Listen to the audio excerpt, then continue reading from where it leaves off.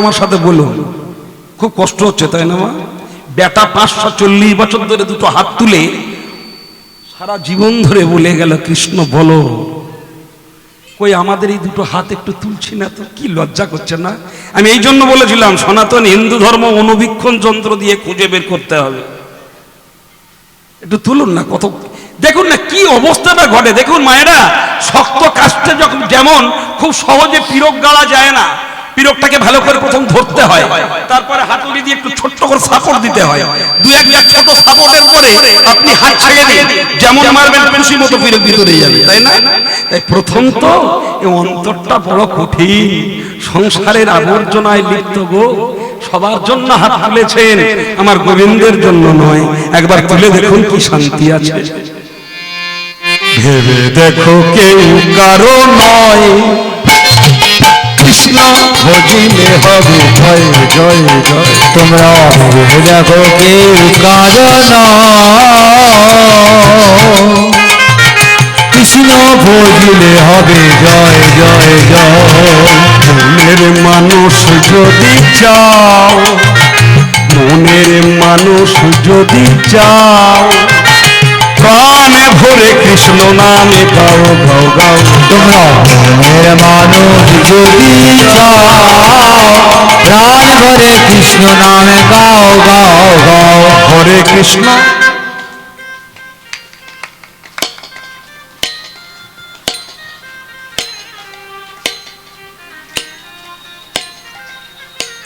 সাউন্ডটা বাড়ে না? কোমরে কাপড় বেঁধে ও ঝগড়া করার বেলা 199টা গাল মুখস্থ উড়াটা বলে কি, তাই না? মুদে দাগা হরি বল। ভেবে দেখো কেউ কারণ your behaviour is your responsibility. আপনার জীবনটা আপনি তৈরি করুন, আমি করে দেব না। আপনার সিকিউরিটিটা আপনি তৈরি করুন। এখন বলবেন না না রক্ত মাংস শরীরে, এখন তখন শরীরে ক্ষমতা আছে না, কমলা লেবুর মতো চেহারাটা আছে, বলবো কেন? যখন বেগুন পড়ার মতো টুকরে টুক করে ডাক পড়ে যাবে বেঙ্গালুরু বেলুরু, তখন বলবে চল ওই ভেতর খালধারের হরিবাসরটা বহু দিনের, ওইখানে দুটো জোড়া মালসা দেবো, একটা দল দেবো। সালা চিটিং বাজে দল। যখন বিপদে পড়বে ঠাকুর তোমার দেবো, তুমি ক্যান্সার ছাড়িয়ে দাও। আরে ক্যান্সারটা আসবে না যাতে, তার উপায়টা একবার সে ভেবে দেখো কেউ কারো নয় নয় নয়, কৃষ্ণ ভজিলে হবে জয় জয়। তোমরা ভেবে দেখো কেউ কারো নয়, কৃষ্ণ ভজিলে হবে জয় জয় জয়। মনের মানুষ যদি পাও, প্রাণ ভরে কৃষ্ণ নামে গাও।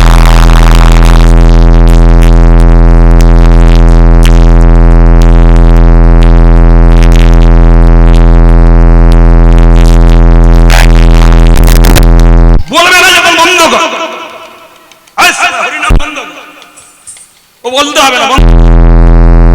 তাই বললো বন্ধ করবো মানে আরো জোরে বলবো, আরে সাউন্ড বাড়িয়ে দে। হরে কৃষ্ণ হরে কৃষ্ণ কৃষ্ণ কৃষ্ণ হরে রাম হরে রাম রাম রাম হরে হরে। হরে কৃষ্ণ কৃষ্ণ কৃষ্ণ হরে হরে। হরে রাম রাম রাম হরে হরে। হরে কৃষ্ণ কৃষ্ণ কৃষ্ণ হরে হরে। হরে রাম রাম রাম হরে হরে। চোরা নাহি শোনে কভু ধর্মের কাহিনী, শোনে চোরা কভু নাহি শোনে ধর্মের কাহিনী। জগাই দাঁড়িয়ে আছে একটু সুশীতল ব্যক্তি, কিন্তু মাথাইটা তার থেকে আরো 100% চড়া। ওই মদের বোতল ছিল না, বোতলটা নিয়ে বললো সালা যেই আঘাত করলো একটা সাধু। প্রকৃত যারা একজন বৈষ্ণব হয়, প্রকৃত যদি একজন কেউ সাধু হয়, সনাতন ধর্মের আমি শিখিয়ে দিয়ে গেলাম, সাধু কোনোদিন প্রতিবাদ করে না। তৃণোদপি শুনিচেন তরুরিব সহিষ্ণুনা অমানিন মানদেন কীর্তনিয়া সদা হরি। একটা বৃক্ষকে যেমন ছেদন করলে সে যেমন নীরবে কাঁদে, তৃণের উপরে আনত ভাবে আপনি যেমন দাপিয়ে পদচারণ করলে তৃণ যেমন মাথা উঁচু করে চলে না, বলে না, প্রতিবাদ করে না, তুমি আমাকে মারিয়ে গেলে। একজন প্রকৃত বৈষ্ণব যদি হয়, ঘাত প্রতিঘাত মাথা পেতে নেয়, বিনিময়ে কাউকে অভিসম্পাদ করেও না। এটা সনাতন ধর্ম। একটা মানুষকে ৭২ বার ক্ষমা করা প্রয়োজন। গাভী যেমন দুগ্ধ দেয় নাহি করে পান, কাষ্ঠ দগ্ধীভূত হয় করে অন্নদান,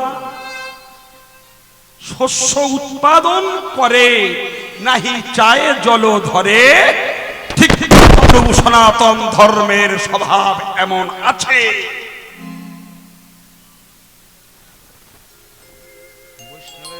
বৈষ্ণব ধর্ম এমন আছে, সাধুর ধর্ম এমন আছে। পাতকের পাবে নিজেই ধারণ করে তার চিরতরে উদ্ধার করে। না হলে এমন করে ঠাকুর রামকৃষ্ণ পরমহংসদেব গিরিশের গলার ক্যান্সার ব্যাধিটা নিজে মাথায় পেতে নিত না।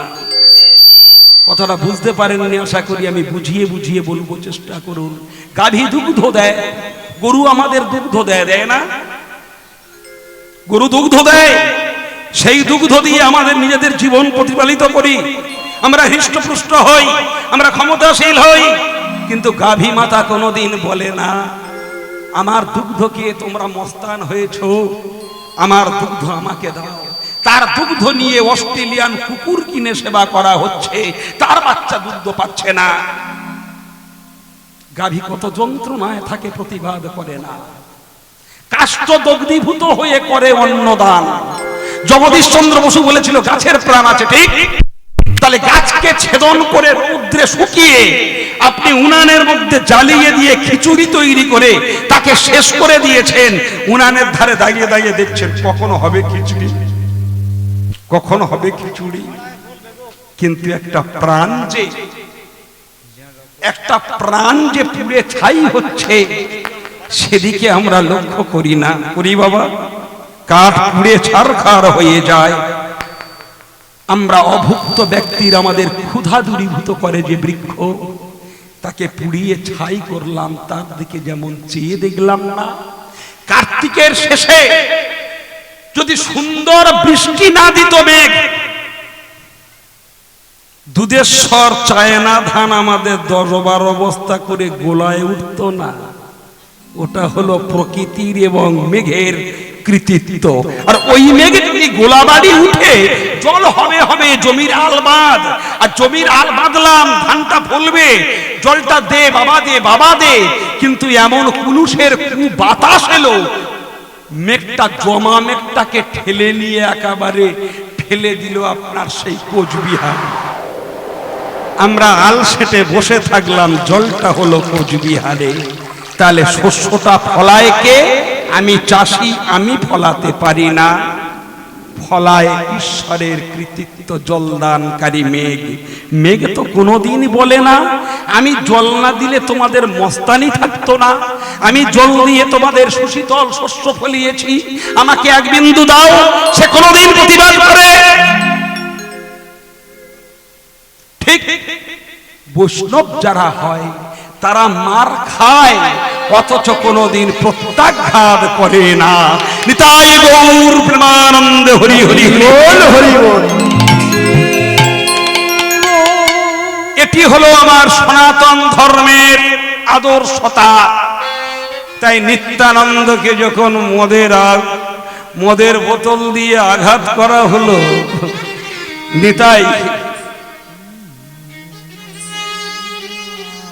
নিতাই দেখছে শ্রোণিত ঝরছে, মানে রক্ত ঝরছে।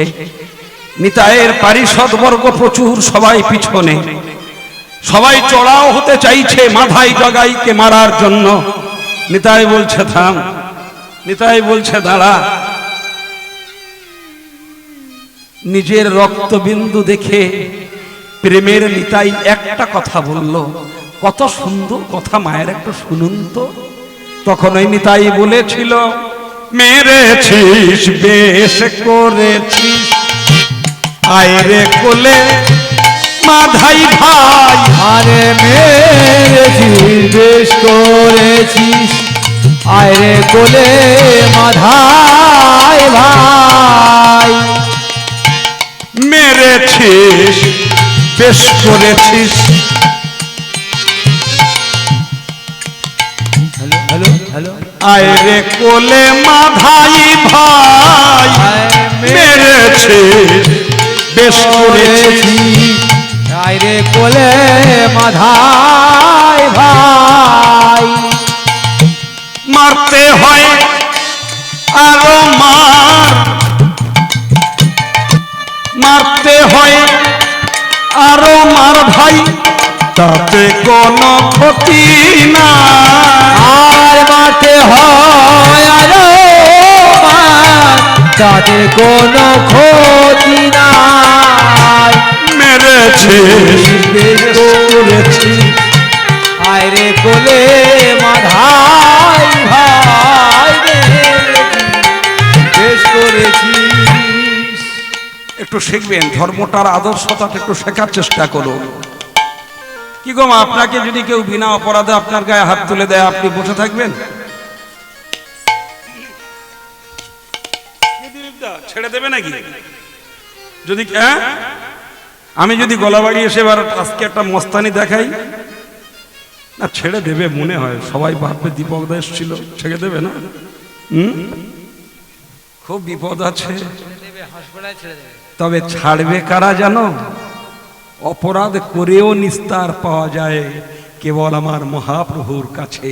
এই জগতে এমন শুভজন ব্যক্তি আর কেউ নেই। আদর্শতা দেখুন, মার খেয়ে নিজের রক্তটাকে দেখছে টকবক করে ফোটার কথা ছিল, সেটা না করে ছেলেটা রিয়াকশনটা ঘুরিয়ে দিয়েছে। ঠিক করেছিস, ঠিক করেছিস, তোর কাজ তুই করেছিস, আমার কাজ আমি করেছি।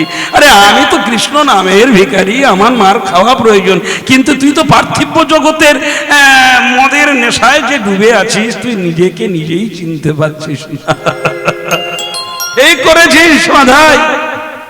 তবে একটা কথা বলি শোন, মেরেছিস বেশ করেছিস, আমার বুকে আয় না মাধাই ভাই।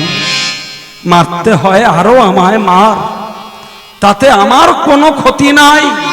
তবে জেনে রাখিস মাধাই, মদের নেশা ছুটে যাবে। তাই গৌর প্রেমানন্দ হরি বল।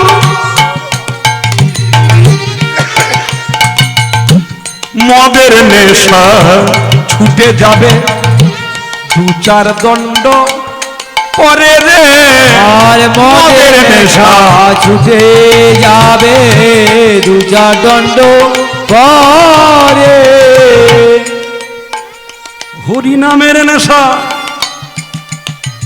হরি নামের নেশা,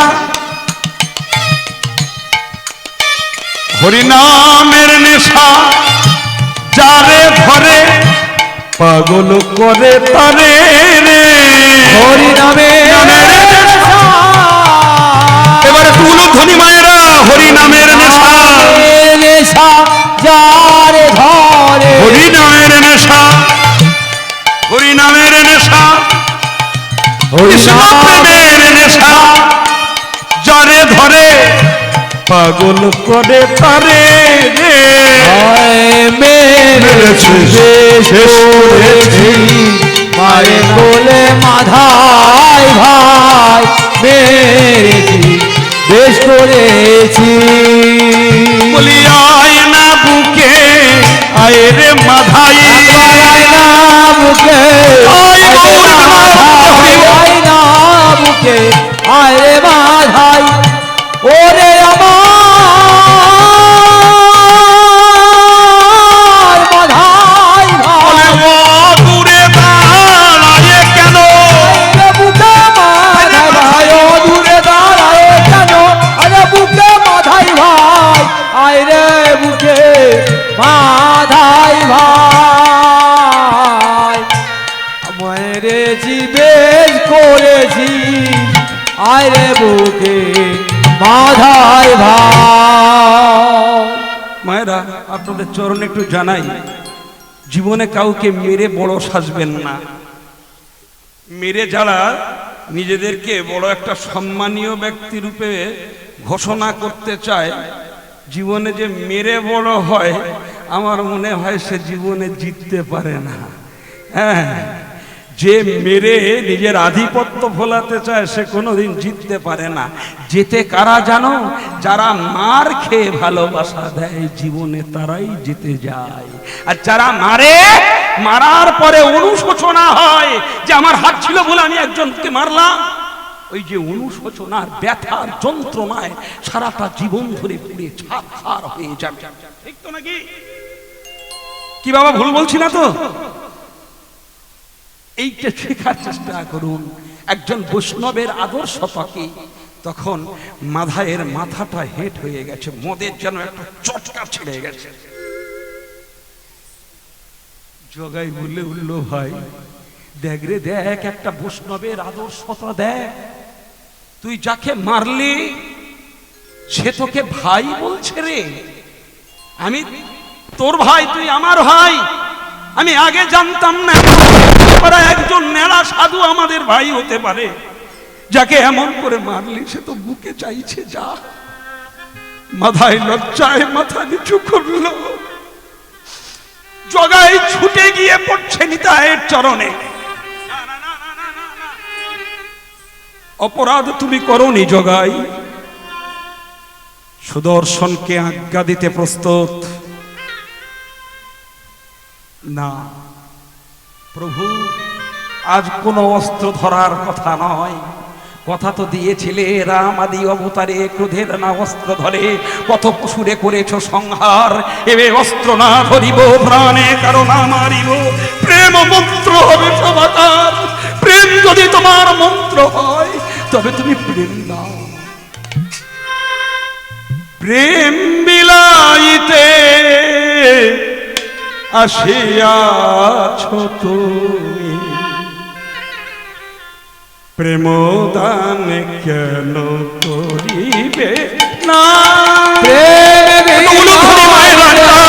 আসিয়াছ তুমি, প্রেম দান কেন করিবে না? প্রেম বিলাইতে আসিয়াছ যদি, প্রেম দান কেন করিবে না? প্রেম বিলাইতে আসিয়াছ যদি, প্রেম দান কেন করিবে না?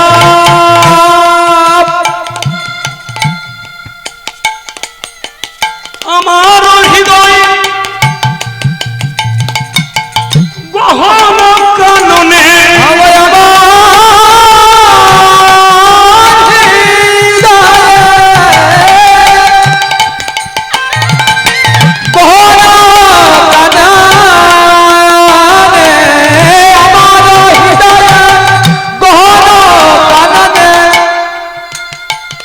প্রেমের প্রদীপ আর জ্বালাবে না।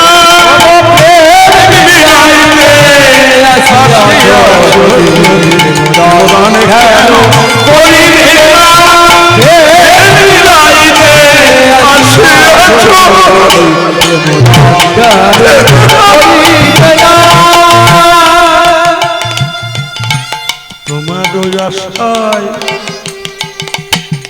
বসে আছি, হয় তোমার আশায় বসে আছি,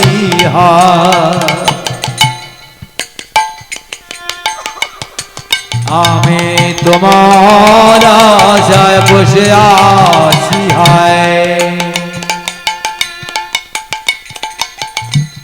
প্রভু, বড় আশায় বসে আছি। তুমি কি মোর হাত ধরিবে না?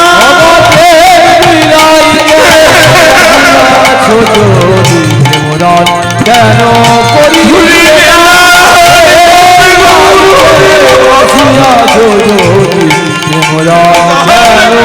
করিবে না?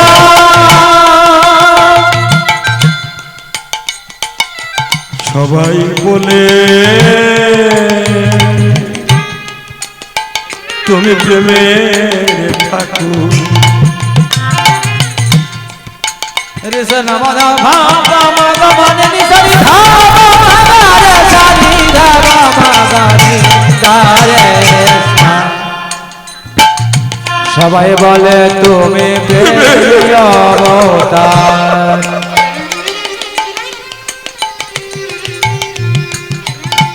প্রেমের দেবতা সচি কুমার সবাই বলে তুমি প্রেমের অবতার প্রেমের ঠাকুর সচির কুমার আমি তোমার সাথে বসে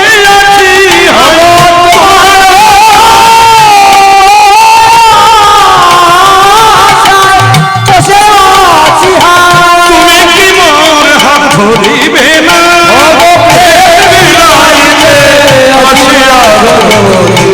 মোর হাত ধরিবে না করিবে না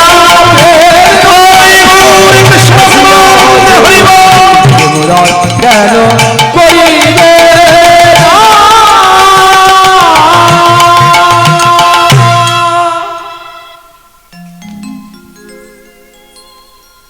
তুমি প্রেম অবতার মহাপ্রভু অস্ত্র নামিয়ে নিলেন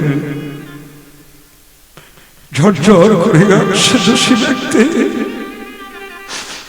মাথায় কাটছে জগাই কাটছে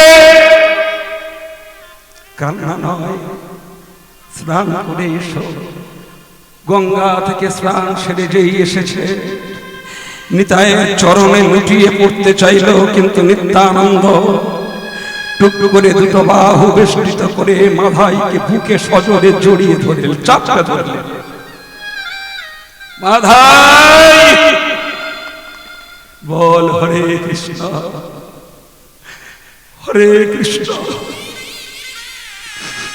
কৃষ্ণ কৃষ্ণ হরে হরে হরে রাম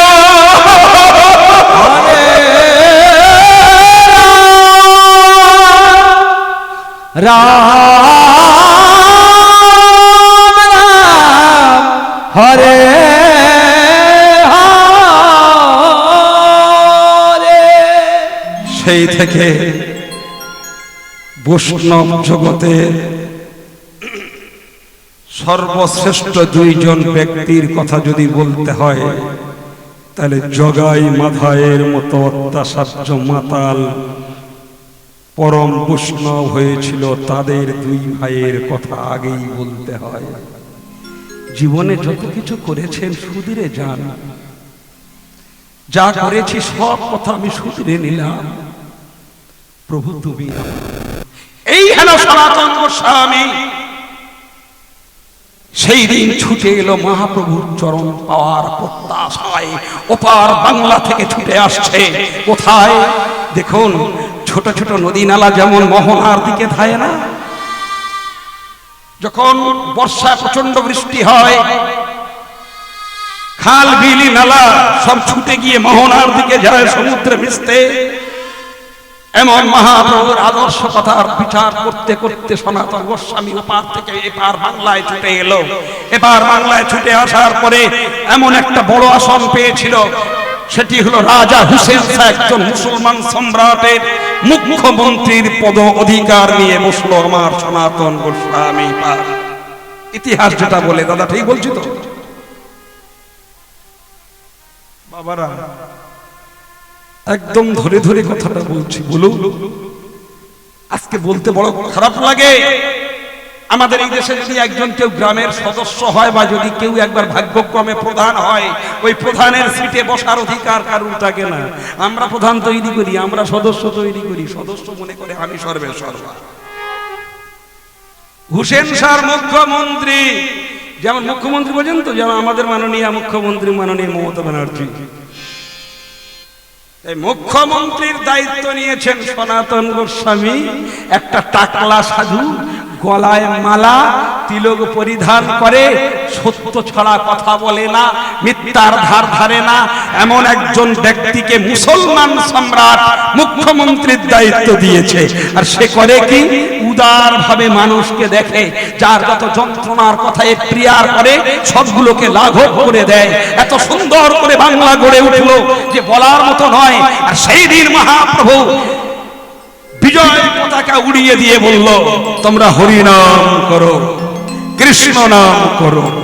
আর সেই সময় সনাতনের আবেগ হলো, আমি আর কি করব, যদি একবার কৃষ্ণ নাম বলতে পারি তবেই তো জীবন ধন্য হবে। আমি এ রাজত্বের রাজা, এ রাজত্বের মুখ্যমন্ত্রী দায়িত্ব নেব না, এই কর্ম আমি আর করব না। আমি যতদিন বেঁচে থাকবো ততদিন সাধুগুরু বৈষ্ণবের চরণে পড়ে আমি কৃষ্ণ নাম বলবো।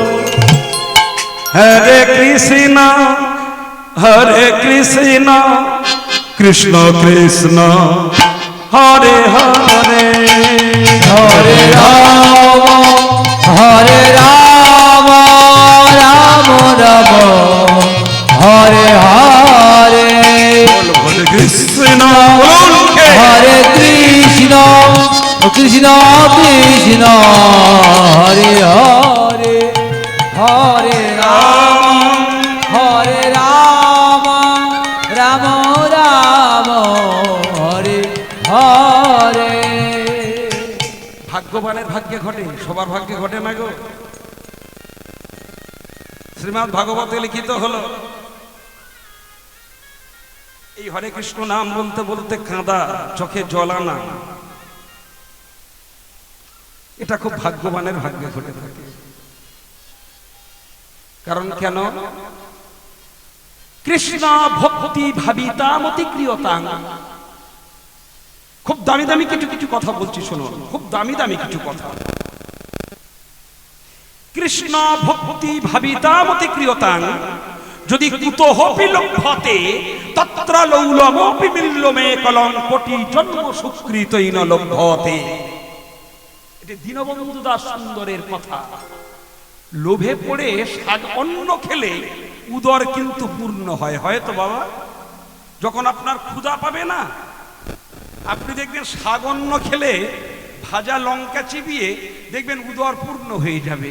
আর যখন আপনার মন্দা মন্দা খিদে থাকবে না, কাটা পোনা রেয়াজি খাসি ও সব কিছুই লাগবে না।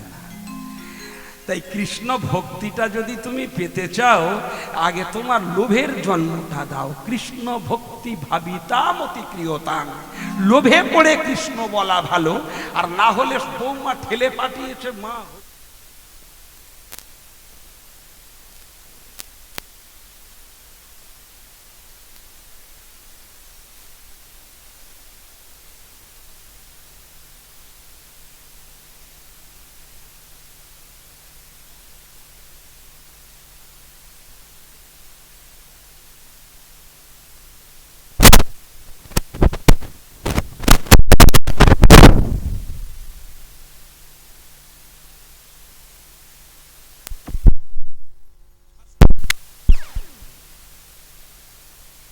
হচ্ছে একটু যাই। হ্যাঁ, লোভে পড়ে যারা ছুটে আসে, যখন প্রস্ফুটিত পদ্ম ফোটে না, ভ্রমর এমন তার ঘ্রাণ শক্তি জানে ওইখানে সুন্দর ফুল ফুটেছে। ভ্রমর প্রচুর জায়গার ফুলের মধু খায়, লাল ফুলের খায়, সাদা ফুলের খায়, কালো ফুল খায়, নীল ফুল খায়। আচ্ছা, ভ্রমর কি ফুলের বিচার করে? ফুল দেখে দেখে বিচার করে কি? ফুল কিসের বিচার করে বলুন তো? মধুকর। মধুকর ফুলের বিচার করে না কিসের বিচার করে? মাথা ঢুকছে না? মধুকর কালো ফুল, লাল ফুল, সাদা ফুল, এই ফুলের রং বিচার করে না। মধুকর বিচার করে কোন মধুর কত টেম্পারেচার, কোন মধুর কত যোগ্যতা, ঠিক না? সব ফুলে ফুলে বসে বসে মধু খায়।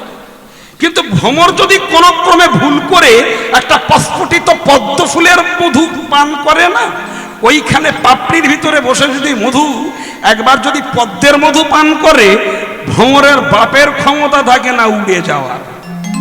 ও যে কখন যে ওই ভ্রমর একটা গল্প একটা বলি, মনে পড়েছে যখন ভাগবত থেকে একটু বলি ছোট করে, জানেন না? এটা সঙ্গত হয়, সঙ্গত। সঙ্গ কাকে বলে? সৎসঙ্গ গুণ ভবন্তি অসৎসঙ্গ সমাগমে ভুলতা সঙ্গ দোষেন ফেকেন ফণিগ্রাসিতা।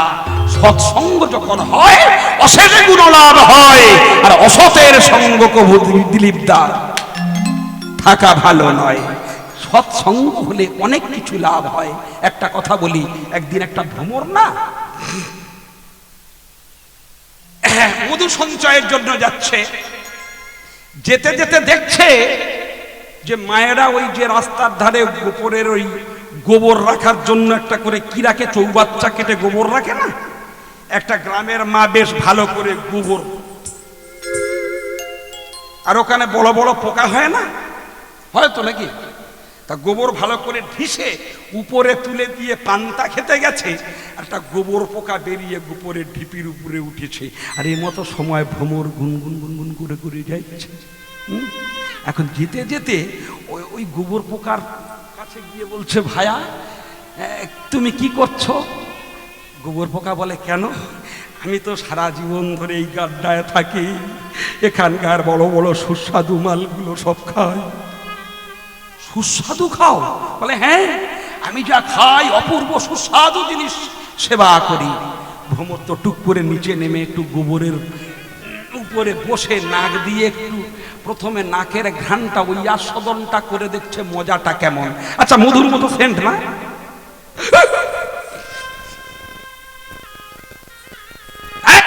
অপদার্থ, এই মানুষ খায়? এই খায় কেউ? গোবর বলছে, ভায়া উল্টো পাল্টা বলো না, এর থেকে আরো সুস্বাদু কি আছে? ভ্রমর বলছে, বন্ধু সারাটা জীবন ধরে মজে রইলে গোবরের ঝুড়িতে, কুয়োর ব্যাং যেমন যদি মেজলায় পড়ে যদি বলে আমি আটলান্টিক সাগরে পড়ে ডুবছি, তাহলে সারা অপদার্থ ব্যাঙের কপালটাই খারাপ। তাকে একবার আটলান্টিক সাগরে ছেড়ে দেওয়া দরকার। চেয়ে দেখ, ব্যাঙের চোখ সাইটে, সামনে না। তাই জীবনে আমাদের সংসার সাইটের চোখটা ঘুরিয়ে সামনের সাইটের চোখটা দিয়ে দেখুন, সম্মুখে অকুল দরিয়া তরি বাইবি কেমন করে। কথাগুলো শুনুন মা। ভ্রমর টুক করে তাকে তুলে নিয়ে গেল কোথায়? এই মাঘী পূর্ণিমার হরিবাস, বিশাল বড় হরিবাস, ফুলের ভীষণ প্রয়োজন, টানাটানি। ভ্রমর গিয়ে পদ্ম সরোবরে নামছে, যে একটা বন্ধুকে আমি নিয়ে এসেছি, খাওয়াবো যখন একটা দামি জিনিস সেবা করাবো।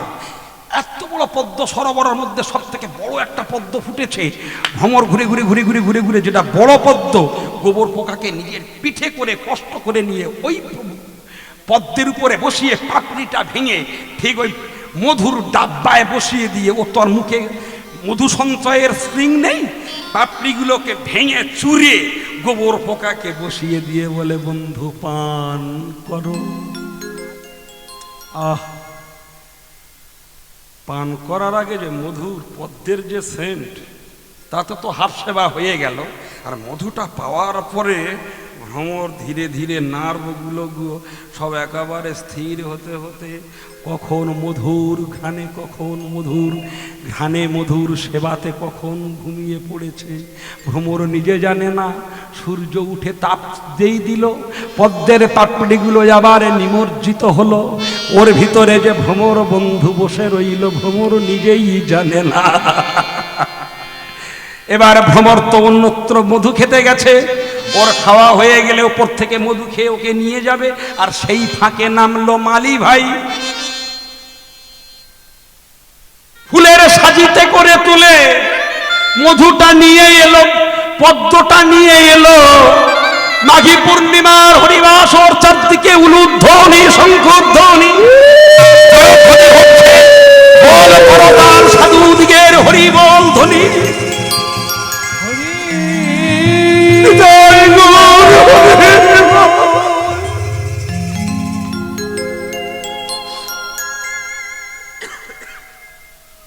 কখনো কখনো কোন ভক্ত গাইছে কৃষ্ণ নাম, সেই মধুর কৃষ্ণ নাম শুনছে, পদ্মের ওই নিমজ্জিত পাপড়ির ভিতরে কানে আসছে কৃষ্ণ নাম। গোবর পোকা মনে মনে ভাবলো আমি কোথায় ছিলাম, এবার কোথায় এলাম, আমি কোথায় ছিলাম,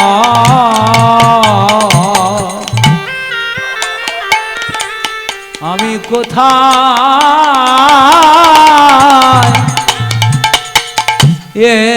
এলাম, আমি কোথায় ছিলাম।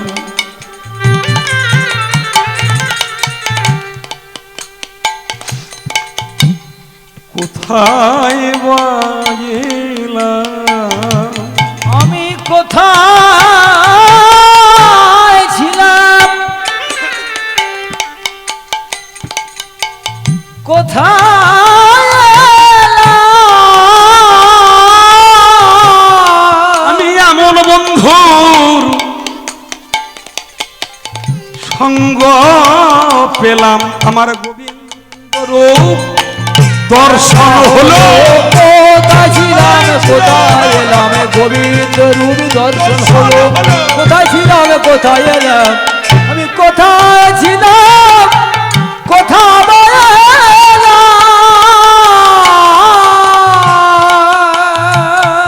হরিনামের শেষে নাম সমাপন হলো, ফুল সমেত আবার সবাই ওই পদ্ম সরোবরে ওইখানে গিয়ে সব ভাসিয়ে দিল। কিন্তু ভ্রমর করলো কি, অন্য ফুলের মধু পান করে ভ্রমর ঘরে ফেরেনি। কারণ আমি আসার পথে এক ব্যক্তির সাথে আমার দেখা হলো, সে আমায় বন্ধু বলল, সে তো আর মধু খেতে চাইনি, আমি জোর করে তাকে পিঠে নিয়ে ভালো জিনিস সেবা করাবো বলে আনলাম। আর শেষে আমি ঘরে ফিরে যাব, সেই বন্ধুকে যদি না নিয়ে যেতে পারি, বন্ধু হত্যা পাপ আমাকে স্পর্শ করবে। আমি বন্ধুকে যদি না খুঁজে পাই যাব না। পদ্ম সরোবরে বসে বসে কাঁদে। এবার এই নাম সমাপনের পরে ফুলের সমস্ত সরঞ্জাম যেই ফেলে দিয়েছে, বড় পদ্ম ফুল ভ্রমর চেনে। চিনবে না? কি গো বাবা, চিনবে না? অবশ্যই চিনবে। মানুষে মানুষ চেনে, সরে চেনে কচু। ভ্রমর পদ্মটাকে চিনে ফেলে দিয়েছে। আবার ছুটে গিয়ে নিজের ঠোঁট দিয়ে ডানা দিয়ে টানতে টানতে ধারে এসে পাপড়িটা ভালো করে খুলছে। খুলতে খুলতে দেখছে সেখানে ভ্রমর বসে আছে। গোবর পোকা সেই পদ্মের পাপড়ির ভিতরে বসে বসে আছে। আর গুনগুন করে এখানে যে হরিনাম হয়েছিল একেবারে মুখস্থ করে নিয়েছে। হরে কৃষ্ণ হরে কৃষ্ণ কৃষ্ণ কৃষ্ণ জয় গৌর হরি বল।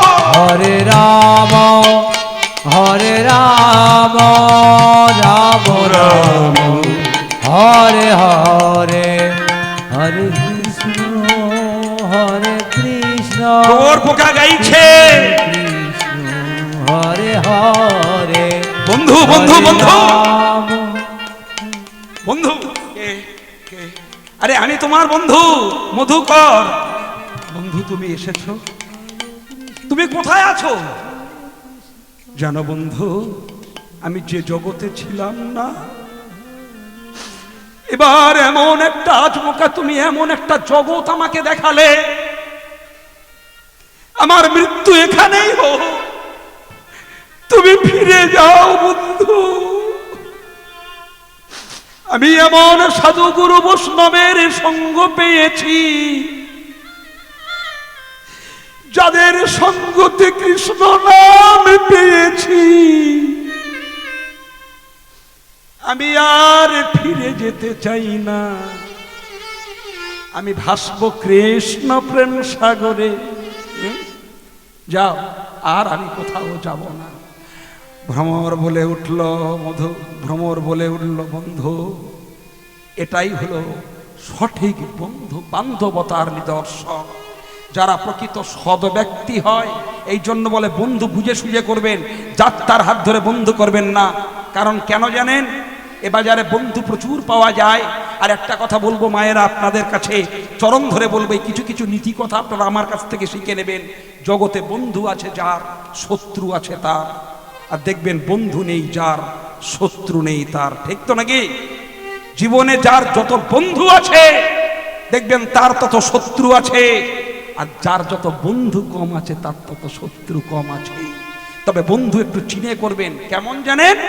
উৎসবে ব্যসনেশ্চৈব দুর্ভিক্ষ রাষ্ট্র বিপ্লবে রাজদ্বারে শ্মশানে চ যতিষ্ঠতি সবান্ধব। উৎসবে, বিপদে কিংবা দুর্ভিক্ষ সময় রাজ্য মাঝে হয় যখন উৎপাত উদয়, বিচারালয়ে দাহস্থানে যেই সঙ্গে রয় সেজন প্রকৃত বন্ধু জানিবেন নিশ্চয়। কোন কোন স্থান? উৎসব, বিশাল মেলা, উচ্ছ্বাস, হরিবাসর, কত বন্ধু বান্ধব আপনাদের বাড়িতে উপস্থিত। সবার বাড়ি না? এই বান্ধবতা রক্ষা করে তারাই বান্ধব। উৎসবে ব্যসনেশ্চৈব, ব্যসন মানে ঘোড়া ছাড়ার মেলাতে জুয়া হচ্ছে না, তালে মারলে 3, টুপি মারলে 6, তাই না?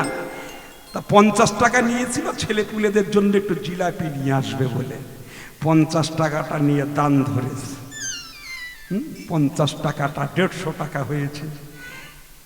এবার যেতে বসছে, ওই 150 টাকাটা আরো ধরে নেব। সঙ্গে যে বন্ধু ছিল বললে, এবারে টুপি ধরিস নি, পালে ধর। ওটাও ধরে গেল, বলে অবস্থা কি? বলে ধার কর। এরা শালা অসৎসঙ্গ, এগুলোকে ব্যসন বলা হয়। এই অসৎসঙ্গ সঙ্গে জীবনে মিশতে নেই। কারণ জানেন, এরা মানুষের শেষ করে। ওইখানে যে ওই টাকাটা ধরছিল তারাই প্রকৃত বন্ধু হয়। হাতটা ধরে নিয়ে বলতে হয়, এটা জুয়া, এটা খেলতে নেই ভাই, এটা সংসারে অশান্তি আসে। ওই টাকাটা নিয়ে বাচ্চাদের জন্য কিছু কিনে নিয়ে যাবি। আয় উঠায়। ওই নোংরা স্থান থেকে যে বন্ধু হাত ধরে আলোর দিশা দেখায় তাকেই বন্ধু বলা হয়।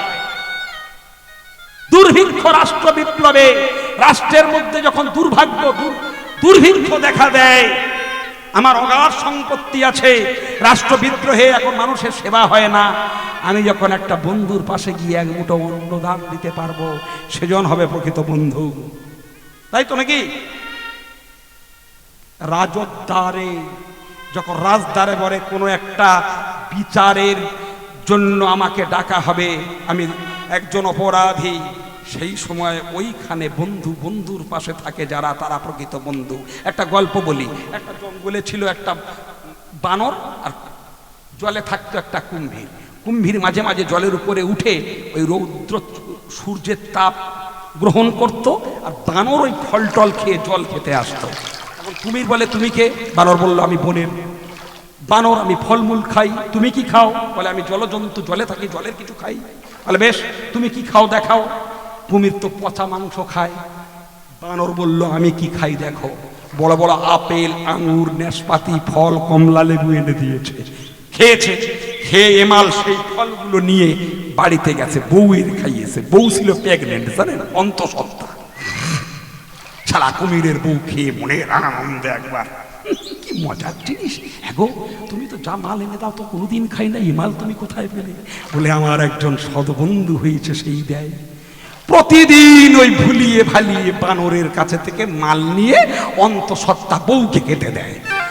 বেশ কিছুদিন যাওয়ার পরে দেখুন, বন্ধুর মতো হওয়া দরকার। এবার গিন্নি তখন বলছে, কুমিরের গিন্নি, এই দেখো একটা কথা বলবো, তোমার বন্ধুকে একদিন আনো না, যে এত সুন্দর সুন্দর আপেল, আঙুর, কমলা লেবু খায়, নিশ্চয়ই তার পাকস্থলীটাও অতীব সুন্দর হবে। আমার গর্ভে বাচ্চা আছে, খেলে না হৃষ্টপুষ্ট হবে, সে বুদ্ধিষ্ট হবে, ফল খেকো বাচ্চা হবে।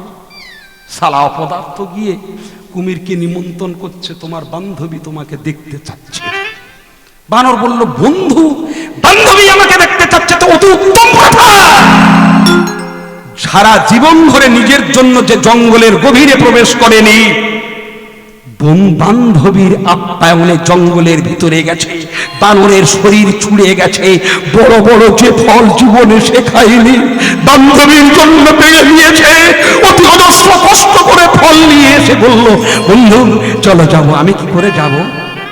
বলে, আমি পিঠের চালটা ভাসিয়ে দিচ্ছি, তুমি উপরে বসো। কুমিরের পিঠে বসে ভাসতে ভাসতে চলল।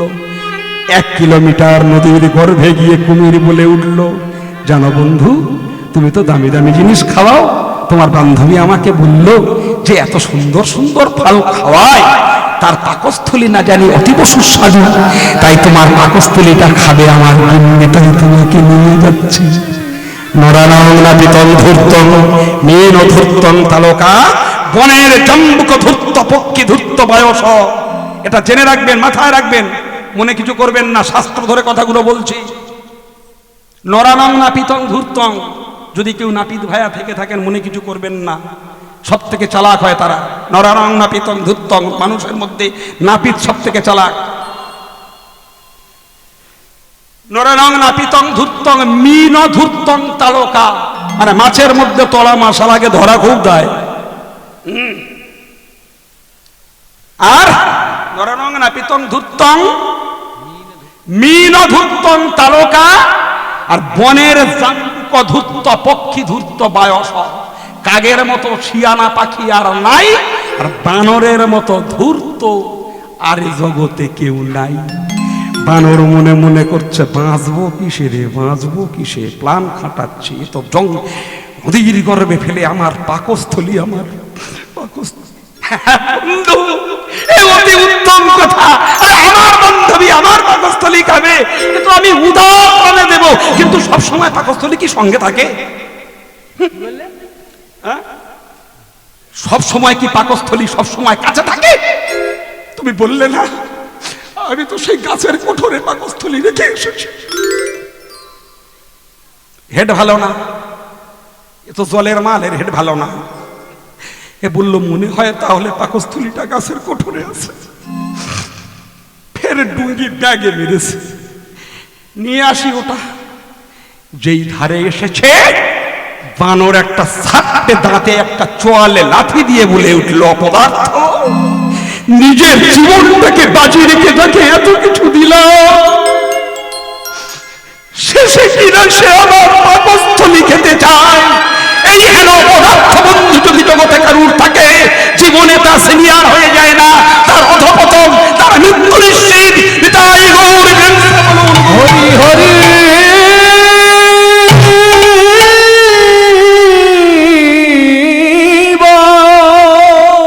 বন্ধু করবেন, আমার কৃষ্ণ বন্ধুর মতো বন্ধু নেই।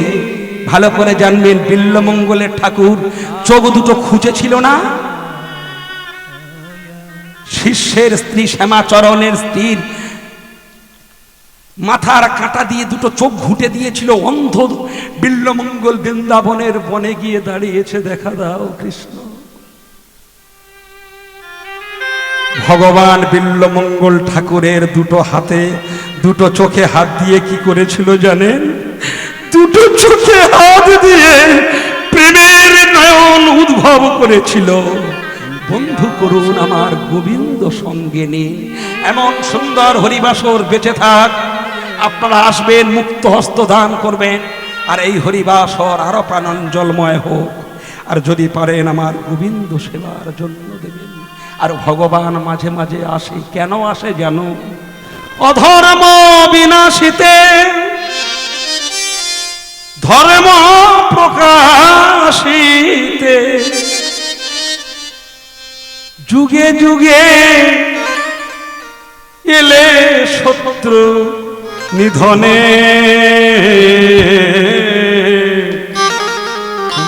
প্রণাম শ্রী হরি তব চরণে। উলুধ্বনি মায়েরা, প্রণাম শ্রী হরি তব চরণে। অধর্ম বিনাশিতে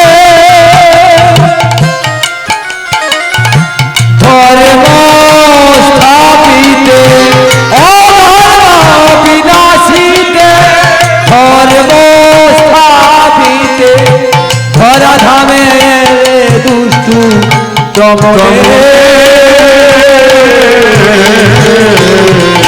প্রণাম তব চরণে চরণে। প্রণাম শ্রী হরি তব চরণে। তুমি ভব ভয় হার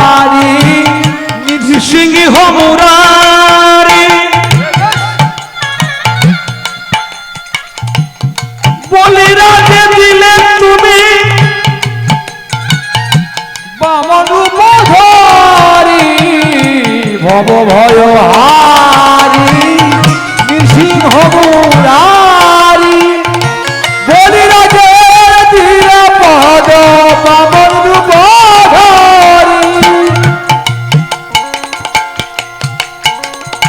ত্রেতায় রাবণের রাজা তারে তুমি দিলে সাজা রাবণ রাজা তারে তুমি দিলে সাজা ত্রেতায় রাবণের রাজা তারে তুমি দিলে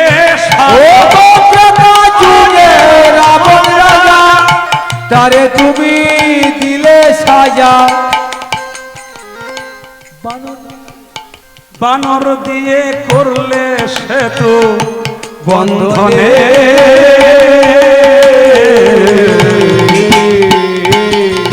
প্রণামী হরি তব চরণে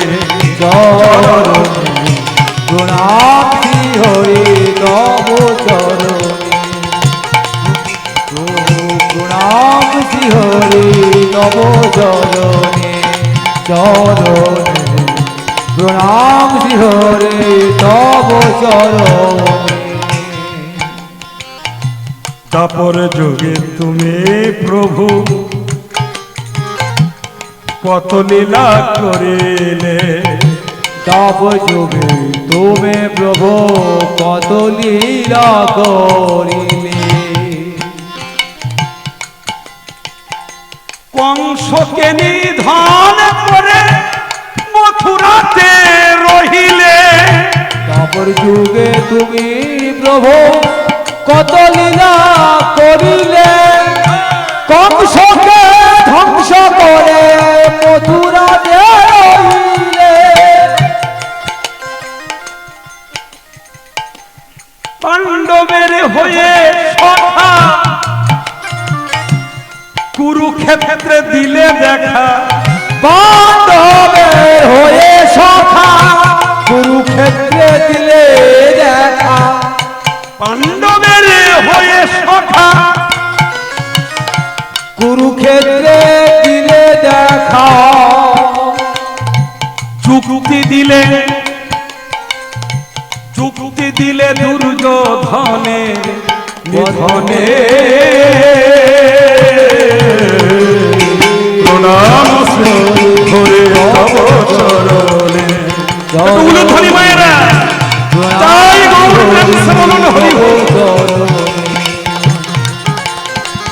প্রণাম হরি তব চরণে চরণে প্রণাম হরি তব চরণে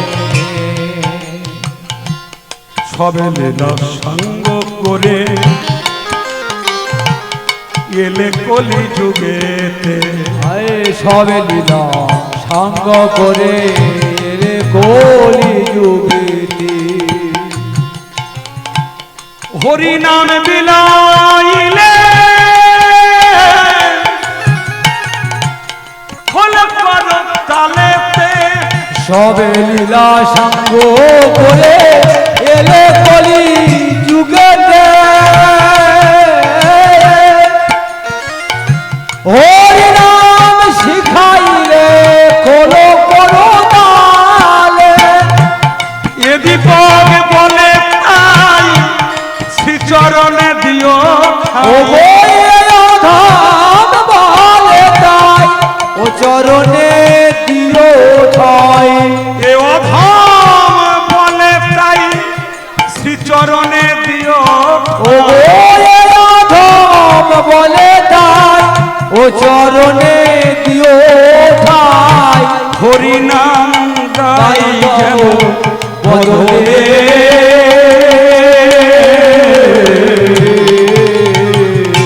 প্রণাম শ্রী হরে তব চরণে চরণে প্রণাম শ্রী হরে তব চরণে উলুধ্বনি মায়েরা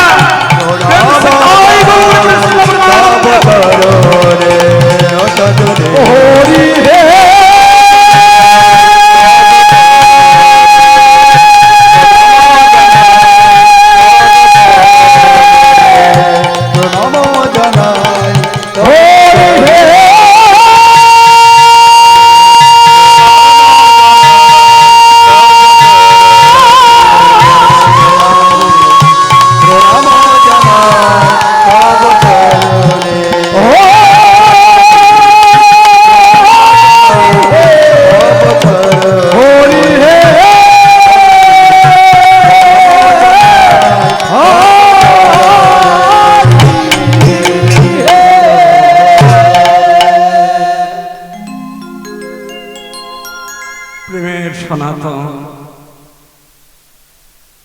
প্রেমের সনাতন। আমি গৌর সমুদ্রে মিশব, স্থির বিথুর জলে তনু মন ভাসাইছি, কি করিবে কুলের পুকুরে। যে কৃষ্ণ প্রেমের সমুদ্রে আমি আমার মন প্রাণ দেহ রূপ যৌবন ভাসিয়েছি, ছোট্ট একটা কুলের পুকুরে স্নান করে কি আমার দেহের কোনো শান্তি মিলবে? কি গো মায়েরা, যারা বড় বড় 2 বিঘে 4 বিঘে করে শ্বশুর বা বাপের কুলের বিশাল বিশাল সমুদ্র মানে পুকুরেতে সানের ঘাটে সাবান মেখে স্নান করা যার অভ্যাস, তাকে যদি বলি কুয়োর জলে থেকে 2 বালতি তুলে স্নান করতে হবে, আশা মিটবে? মিটবে কি? আর মাথাটা লেগে জানান কি গো, এখানকার মেয়েরা সব কি আমার মায়েরা বোবা নাই? বলে ও বাবা, বলে বলে, তবে এখন কেন বলেন আমি জানি না। 2 বিঘা বিশাল সানের পুকুর যার বাপের বা শ্বশুরের থাকে না, 1 ঘন্টা করে সাঁতার মাখা, ভালো করে সাবান মাখা যার অভ্যাস, তাকে যদি বলা হয় একটা কুয়ো থেকে 2 বালতি জল তুলে, আপনারা জানেন আমরা ঝাড়খণ্ডের দিকে যাই, মাথাটা গরম হয়ে যায় 1 বালতি জল নিচে থেকে তুলতে। আচ্ছা, ওইভাবে স্নান করে আসা মেটে? তাই রাধারানী বলেছিল, কি আর বলবো, স্থর ভিতর জলে তনু মন ভাসাইছি, কি করিবে কুলের পুকুরে। যে কৃষ্ণ প্রেমের সমুদ্রে যে জীবনটাকে ভাসিয়েছে, সনাতন গোস্বামী বলছে যে আমি গৌর প্রেম সমুদ্রে আমি আমার দেহ মনকে আমি ভাসিয়েছি, সামান্য এই সরকারি মুখ্যমন্ত্রীর চাকরি আমার প্রয়োজন নাই। আর আমরা ঘুষ দিচ্ছি, আমার জন্য একটা মেম্বারি সিট দাও। এরকম কল আপনাদের দেশে আছে নাকি? আমি আপনাদের কারোর গায়ে পেতে বলছি না, আমি নিজের গল্পটা নিয়ে বলছি। আমাকে ভোটে দাঁড়া করাবার জন্য বাবুরা কি আষ্টে পৃষ্ঠে লেগেছে, দীপককে দাঁড়ালেই জিতবো। শালা 1 সপ্তাহের বাড়ি ছেড়ে চলে গেছি, ভগবান ওই কলে যেন আমায় না ফেলে। ভগবান, আমি পশ্চিমবঙ্গ কেন এরকম 4-5টা রাজ্য জুড়ে গান করছি দিলীপদা, এটা বড় সৌভাগ্যের বিষয়। আমি 6 দিন পরে আমি দিনহাটা থেকে এলাম, দার্জিলিং থেকে 200 কিলোমিটার দূর, কিন্তু আমার গ্রাম, এটা আমার গ্রাম, এটা আমার গ্রাম নয়। আমি দাঁড়িয়া থেকে এসেছি মানে এটা আমার ঘরের কোণ, কি তাই না মা? তাহলে আমি এমন একটা ভালো জায়গা ছেড়ে আর কেন মানুষের কাছে গাল খেয়ে মরবো? ভগবান, ও ভগবান, যদি শূদ্র জিতেন্দ্রীয় অভক্ষ ভক্ষতে গাভী সুকর কুশমূলিকা। শাস্ত্র ধরে দীপক মণ্ডল কথা বলতে বড্ড ভালোবাসে, একদম ভাগবতের প্রতি পৃষ্ঠা ধরে বলছি, কথাটা শুনুন। যদি কেউ একবার বড় বাড়ির মানুষ যদি একবার না, বা ছোট জাতের কেউ যদি একবার বড় আসনটা পায়, আমি খুলে বলছি না, একটু ভেবে দেখবেন আমি কেন বলছি। যদি শূদ্র জিতেন্দ্রীয়, শূদ্র ছোট জাত, বদনে বৈষ্ণবের জন্ম, ক্ষত্রিয় হস্তেতে, উদরে বৈশ্যের জন্ম, শূদ্রের পদেতে, তাহলে এই ছোট জাতটা যদি একবার বড় সিটটা লাভ করে না, সে সব সময় ভাববে গোটা 5-6 ঘর আমার ভাইপোর দিই, গোটা 5-6 ওটা সেটা নিয়ে আমার ভাইপো বউয়ের দিই। আমাদের ওইখানে একটা ছোট্ট গ্রামেতে শুধু আয়লা হলো, আর তাই 10-12টা গ্রামে একটাও আয়লা নেই, 6টা গুলিয়ে ওখানে হয়ে চলে গেল। কেউ যদি নিচু জায়গার মানুষ যদি উঁচু জায়গার সিট পেয়ে যায়, নিজের স্বার্থ সিদ্ধির জন্য ছোটে। এই জন্য বলছে, যদি শূদ্র জিতেন্দ্রীয় অভক্ষ ভক্ষতে গাভী সুকর কুশমূলিকা। মায়েরা বুঝতে পারবেন না এই ভাষাটা কেমন। দেখুন, আমাদের সনাতন ধর্মের কোনো একটা পুণ্য কর্ম করতে গেলে কুশ লাগে, কুশ লাগে। আর কুশের আংটি না হলে নিজের জীবনটাকে শুদ্ধ করা যায় না। ব্রাহ্মণ বৈষ্ণবরা বলে, একটু জলটা ঝাপটা আমার আংটিটা পরে নে, বল নম। এই বল নম। কই বলছি? আমি বললাম তো, শুনতে পেলে না? জোরে কর বল। নম। তাই বল, নম গঙ্গে চ যমুনে চৈব গোদাবরী সরস্বতী নর্মদা সিন্ধু কাবেরী।